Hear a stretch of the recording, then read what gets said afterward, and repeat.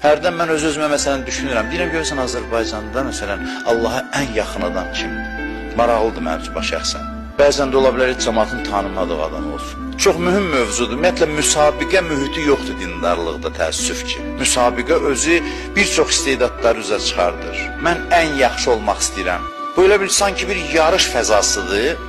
Deyir ki, bir-birinizlə yarışın. Ən yaxşı olmaq uğrunda yarışın. Çox olub peyğəmbərlər soruşub ki, ilahi, görəsən mənim qonşum kimdir cənnətdə? Görəsən ən üstün kimdir? İstər-istəməz soruşuq, Kərbəla şəhidlərinin ən üstünü kimdir?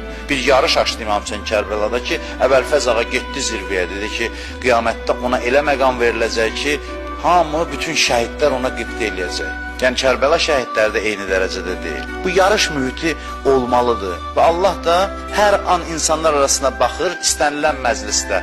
İlahi nəzər budur ki, bunların içində ən üstünü kimdir, sonra kimdir, sonra kimdir. Belə bir sıralama var Allah.